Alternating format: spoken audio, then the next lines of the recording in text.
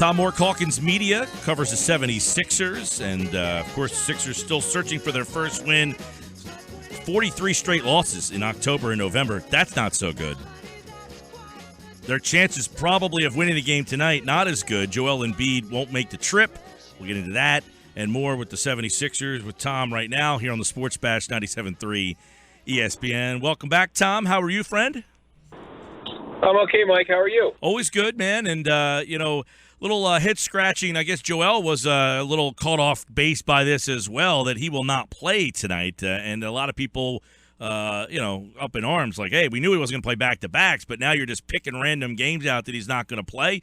Your reaction and Joel's reaction when he got the news. Yeah, we're surprised too because, we know there's 17 sets of back-to-backs and, at least for the short term, let's say through Christmas, I would assume he wouldn't play in both of them, but they have a game tonight. They were off yesterday and they're off tomorrow. And they played Monday. They were off Sunday. So it wasn't like, it is in the midst of 5 games in 8 days, but, he's not playing all of them. And yeah, he said it caught him off guard too. So, cause we were all surprised. We didn't know that was an option. Brett Brown had actually said that, everything was on the table during the preseason when he was asked about Embiid possibly playing in back-to-backs. That, made it sound like there was an outside chance he could play in both games of a back-to-back or whatever. And here this happens, and we were just surprised because we didn't understand that was an option. Apparently they made the decision Monday, and Embiid found out Monday, and that's, he said he was off guard. Caught off guard. He wants to play more, but they don't want to push it. But it also sounds like he's not going to get his minutes increased from 24 until at least Christmas. So that this is what you're probably going to be, with it, which to me, if he's on 24 and Okafor's on 24, the chances they play together aren't very good because they're essentially splitting one spot. Yeah, who's making this decision? Is this Colangelo? Is it someone else? Is it Brown? Who decided, okay, you're not playing tonight or you're on a 24-minute restriction? Because, it seems that if it's coming from above Brown, then he's kind of in a tough spot. If he's being judged, you know what I mean? Like, so who's coming up with this plan? Yeah, I don't think it's Brett Brown's decision. I think it's their medical people, and I think it's, I think Colangelo would certainly be involved. I think it's, it's the way that they've been, with big guys for the last 3+ seasons. But yeah, I mean. And many people, Tom, many people thought that was a Hinkie decision, that he was the cause of many of these guys and the cautious nature. But it seems that he's not here, and yet we're still in the same kind of situation. It does, Mike. It does seem like it's a similar mindset, which makes you wonder and think that maybe it's more than that. It started with him per se, but it really, Brian Colangelo doesn't seem like has changed a lot in terms of those types of decisions, and really the moves he's made and some other things really aren't a whole lot different than they were with Sam Hinkie. So they've been cautious, but your chances to win tonight. Okafor has really scored well last 2 games, but I have to say his defensive performance when he came in that game Saturday night or Monday night. I mean, it was 3 layups and a dunk. You lose a lot at the defensive end when Embiid goes out and he comes in, and teams realize it and they go right to the basket. Oh, there's no question. There's no question, Tom. When Embiid leaves, you're competitive. He's in the game, and then as soon as he goes out, teams are taking it right to the 10. Yeah. Well, how about this, Mike? The other night in the loss to the Pacers, in the loss Monday night, the starters were minus 39. Okay, not very good. No. The bench was minus 86. That's unbelievable. So minus 39 with 5 guys, you're getting outscored by an average of like 8 points when they're on the court. But when you do the math, you see it's much more significant. So, that even if they're down a little or they're somewhat competitive, the bench comes in and they just lose so much. They still have guys that are not NBA rotation players that are playing, probably 2 or 3 of them that are playing. And I'm not sure how you overcome that. You just have shortfalls really at the guard positions and small forward and then defensively at center. Yeah, Tom, and then obviously, I'm at the game Cleveland and then talk afterwards. If Brett the play and what is he doing? And then, of course, people start to murmur, well, they keep losing. Should people be looking closer at Brett Brown? Well, I mean, when you look at the last two down-to-the-wire games, yeah, Cleveland, 6 turnovers and 1 shot attempt in the final 3 minutes, 9 seconds. Orlando, turnovers, both by Embiid, last 2 times they touched the ball in the last 37 seconds. I like that he's trying to get the ball to Embiid, but I mean when he puts the ball on the floor, it's like sharks to the wall, sharks smelling blood. Mm-hmm. As the guard just come over, and he's not real good at. To me, when he gets the ball and they double teams coming, he either got to make his move or pass the ball. He doesn't. You don't want to dribble the ball; it's too slow. I suggested maybe putting Okafor in the game alongside Embiid the other night. I mean, Okafor was 7 for 11 shooting on Saturday. He can get a shot. He's got decent, mid-range. I mean, you want your best offensive guys, and this is one offensive possession. This isn't him having to defend. You don't necessarily want him out there for those purposes, but you got to get your best scorers on the court. And that Covington was in the other night when he was 1 of 9, and struggling and no confidence.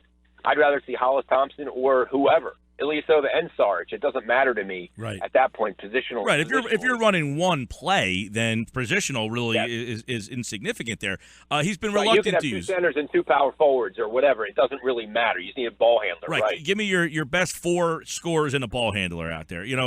He's been reluctant to use Okafor and Embiid together because of the minute thing. But as you said, late in the game, is that something that he is open to, or has he not really been asked about that? He says he is. He says he is, and he says he hopes to play them together more. But as I said, that was one possession with 6 seconds to go in the game. Embiid played 25 minutes instead of 24, and Okafor was actually a little under his 24. So I don't see that would have been a problem. And I'm not worried about if somebody's feelings gets hurt or whatever. They got to win a game. They're looking at, there's no obvious wins through Monday. That would be 0-10. And, you don't want to kind of here we go again, type of thing. They're playing all, 500 teams, more experienced teams, deeper teams with much better benches. And tonight, like you said, I mean, they're going to have to play unbelievably well, to win this game, even though the Pacers aren't playing that great. Without Embiid defensively, you got no shot blockers. They're going to be taking the ball to the basket, the first and the second teams, I would think. Well, and this is where not having Noel. This is where not having Noel available. It also hurts because at least you could have had Embiid go out and Noel come in. So where's he? AWOL? He's in Alabama rehabbing. Is what we're told. And I have not seen him. If he's been around, I've seen Simmons a little bit, but not that much. Apparently, he has been largely around. But, yeah, I mean, at the end of a game or with the second group, he's flawed offensively, but he's a pretty good interior defender. He blocks some shots, and people think twice before driving the lane with him. And it's funny because, we thought, wow, I mean, all these centers, how are you going to work it out? And, Rashawn Holmes is averaging like 15 minutes a game and he's playing center, and he's probably a 4 or 5. He's not a true center, but he's the only one they have on the roster. Tom Moore's with us, Calkins Media. Sixers Pacers tonight. They also play the Pacers coming up. So, I don't know if Colangelo's been around a lot, but do you get a sense that he's getting frustrated that this team's not winning? Well, he certainly expected more. And, I wrote something, I guess, early last week when I got in touch with him, and he said, I asked him, is there any possibility, given everything, that even though it wasn't your intention, that you could essentially sacrifice things this year for the future, essentially tank a 4th year? And he said, not a chance. And doesn't that Ilyasova trade kind of indicate that they wanted to try to win a couple more games this year? Right, yeah, but it's also it's a good short-term trade. I mean, think about this, Mike. I mean, the first 2 games, I'm going to say he was their second-best player. This is the 4th team he's been on in 13 months. I mean, he's not a bad player, don't get me wrong. He has some experience. He can shoot. He draws a charge. He has a decent presence out on the court. But, you get a guy who can help you now with some experience, which you desperately need, and you may end up getting you get a top 20 pick, protected pick in 2020. So it's not a bad, and he's in the last year of a contract. So it's really a win-win. If it works out well and you want to keep him, fine. If not, you let him go on his merry way. if Simmons and Sarge are healthy and you think they can handle the position next year or whatever.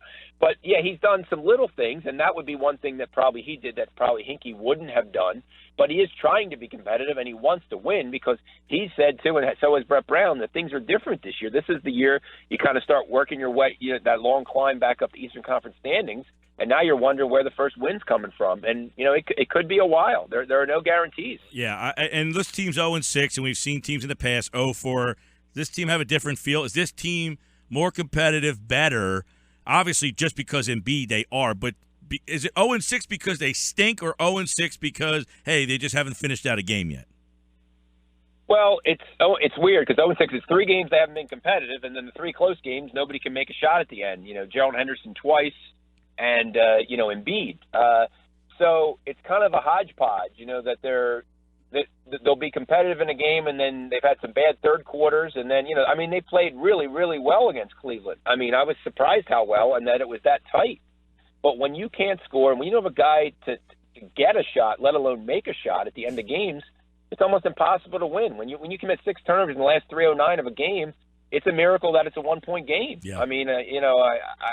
And I don't know what the answer to that is. Do you try something different? Do you keep giving the ball to Embiid? Do you try to post him up? But then you got to be able to get him the ball. It's complicated. Well, he's you wonder the guy long term. You wonder where this team would be with Simmons. Like, how much would he have added to this? Is this the team that wins a couple of these games if he's here? Like, is he the one legitimate piece that they are lacking that would help them late in these games? Well, he's another ball handler, too. So you could, go 2-man game with theoretically like with him and Embiid or him and whoever. He could be the guy setting the pick or he could be the guy handling the ball. You could try. He's not a great shooter, but, yeah, he would give you – he can get his shot off.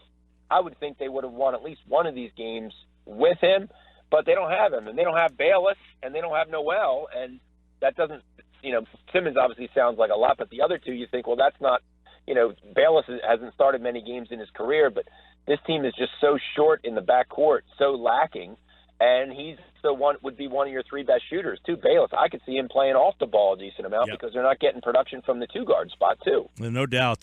So a lot of stories, of course, this team, a lot of games, 17 games in the month of November, 4 back-to-backs, including tonight. They take on the Pacers. Listen to the game here on 97.3. Tom Moore is at T Moore 76ers as Sixers Pacers tonight. Thanks, Tom.